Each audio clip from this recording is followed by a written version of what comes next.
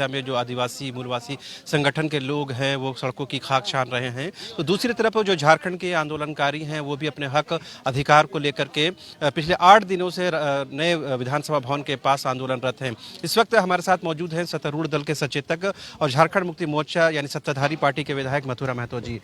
आपकी बातों से सर ऐसा लगा कि आंदोलनकारियों को थोड़ा और लंबा संघर्ष करना पड़ेगा, उनके बाद उसको उनके हक और अधिकारों को मिला जाएगा, लेकिन सूरज मंडल को सुनने के बाद ऐसा लगता है कि अब कोई रास्ता नहीं बचा है, बस जाकर के मुख्यमंत्री आवास के पास धरना प्रदर्शन करना होगा। सूरज मंडल का बात अलग है, वो क्या बोल रहा है छोड़िए। हम लोग जब झारखंड संघर्ष आंदोलनकारी संघर्ष मोर्चा जो बना है हमारा राज्य में, इसका संयोजक होने के नाते हम लोग लोकतांत्रिक तरीके से हम लोग अपने आंदोलन को कर रहे हैं और इस आंदोलन से हमको लाभ भी मिल रहा है और आने वाला समय आगे भी मिलेगा। और यह लोकतंत्र में सभी का अधिकार है, वो सत्ता में रहे नहीं रहे वो अपने बात को रख सकता है। आपके लिए तो बड़ी मुश्किल होता सत्ता में रहते हुए सत्ताधारी पार्टी के विधायक होने के बावजूद भी इस आंदोलन में शामिल होना और अपने हक और अधिकार की मांग करना और उधर से कोई ठोस आश्वासन नहीं मिलना। कोई मतलब असमंजस नहीं है और कोई भी आपत्ति नहीं है। और हम लोगों ने उधर से आश्वासन किया, हम लोग तो कई बार उनसे मिले हैं, हम लोग एक आगे बढ़े हैं। अभी हम समझते हैं कि इस बार निश्चित रूप से बजट सत्र के दरमियान जो हमारा वार्ता होगा इसमें सकारात्मक होगा और निश्चित रूप से हम लोग आगे बढ़ेंगे। ये 2 जिलों से क्षेत्रीय भाषाओं की सूची से भोजपुरी मगही को हटाना, उससे पहले आप जगन्नाथ महतोदा बैठे और प्रेस को संबोधित किया और जिस तरह से आप लोगों ने एक स्टैंड लिया, उसके बाद लगता है कि सरकार पर दबाव बढ़ा और ये आप लोगों की जीत के तौर पर है।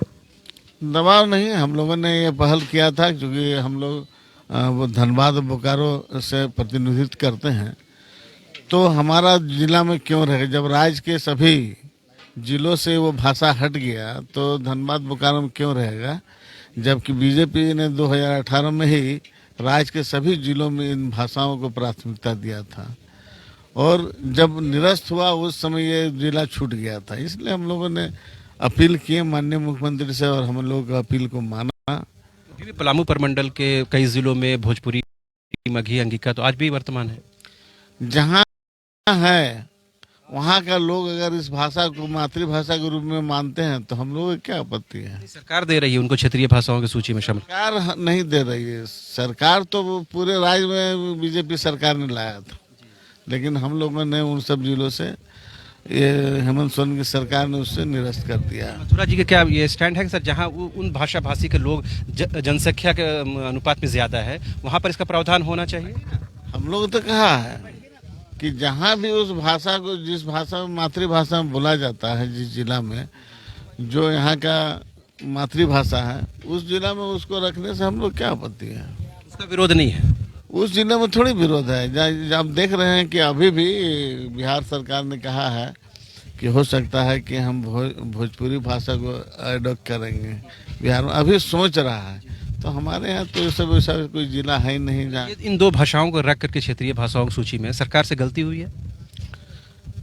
भारतीय जनता पार्टी ने ये गलती किया था कि पूरे राज्य में इसको लागू किया था। अभी जो नोटिफिकेशन हुआ जेएसएससी के द्वारा उसमें क्षेत्रीय भाषाओं की सूची में इनको रखना सरकार की गलती है।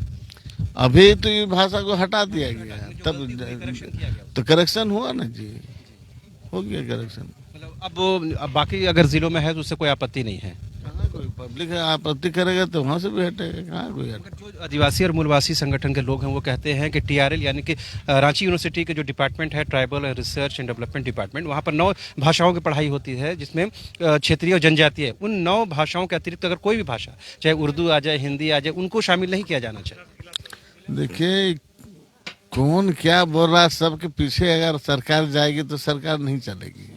सरकार चलाने के लिए उनको निश्चित रूप से जो है जो ट्राइबल ही नहीं सभी जो 9 भाषाएं जो है उस भाषा को तो प्राथमिकता देना ही चाहिए और मिल भी रहा है। 2 जिलों में जिस तरह से सर आपने देखा होगा हजारों लोग सड़कों पर उतरे और आपके भाषा को वापस लेने के बावजूद भी आंदोलन रुका नहीं है। अब वो कह रहे हैं कि उनका जो अगला डेस्टिनेशन है 1932 का खतियान लागू करना। तो आदमी कुछ करे ना, 1932 का लागू हुआ तो फिर बोला ये करे। तो लोकतांत्रिक तरीके से प्रजातंत्र में सबको अपना बात रखने का है। महापौर जगन्नाथ दा ने भी तो इसको उठाया है ना सर, 1932 खतियान को लागू होना। हम लोगों ने भी ये रखा है और आने वाला समय हम लोग चुनाव के पहले भी बोले थे, आज भी बोल रहे हैं, हमारा सरकार रहते हम लोग इस खतियानी जो 1932 का जो अंतिम कट आउट है जिस जिला में, उसको हम लोग लागू कराएंगे। मतलब 1932 का डेडलाइन है, जहाँ जिन जिलों में अंतिम जो सर्वे हुआ है। अंतिम जो सर्वे, उस सर्वे को कहीं 1932 कहीं 65, जहाँ जिस तरह का है अंतिम सर्वे उसको ना जाए। भोजपुरी समाज के जो बाकी लोग हैं, बाकी मैथिल अंगिका, उन समाज के लोगों के लिए क्या भविष्य होगा झारखंड में? उन लोग तो प्रवासी भाषा है ये, वो तो यहाँ के मूलवासी है ही नहीं। अब कोई प्रवासी आके यहाँ रह रहा है भोजपुरी बोल रहा है तो उसको क्यों रोक रहा है, मना थोड़ी कर रहा है उसको, क्यों मना? सरकारी नौकरियों में हिस्सा नहीं मिलेगा। कैसे मिलेगा? हमको बिहार में देगा क्या? जब हमको बिहार में देगा तो यहाँ क्यों मिलेगा? अभी जो आंदोलन चला है सर, उसके वजह से भोजपुरी समाज में एक भय का माहौल हम लोग नोटिस कर पा रहे हैं, और कुछ लोग ये भी कहने लगे कि हमको झारखंड के अंदर रहते हुए अलग मगध राज दे दिया जाए। देखिए वो मांगे ना, वो मांगने के लिए कहाँ अधिकार है, लेकिन बिहार में तो ले पहले जहाँ का वो है, वो दोनों जगह का जो है लाभ लेगा तो नहीं चलेगा ना। झारखंड में भी लेगा, बिहार में भी लेगा, नहीं एक जगह रहे जहाँ है। सर 3 दिवसीय चिंतन शिविर चला है कांग्रेस का, उसमें बड़ा स्पष्ट तो आपने सुना, भले पॉलिटिकल इस विषय को नहीं करते हैं, मगर भाषा को लेकर मथुरा दा ने बिल्कुल साफ कहा कि उनका स्टैंड कल भी वही था जो आज है, कि जहां भी इन भाषा भाषी के लोग जनसंख्या के अनुपात में ज़्यादा बोलते हैं वहां पर इसे लागू करने में कोई आपत्ति नहीं है, लेकिन जिन जिलों में इनके भाषा बोलने वाले लोग कम हैं वहाँ से इनको हटाया गया है। लिहाजा ये सरकार की जीत है और यहाँ की जो सरकार है वो यहाँ की भावनाओं का कद्र करती है। कैमरा पर्सन हृदय के साथ रांची से न्यूज़ बाइस्कोप के लिए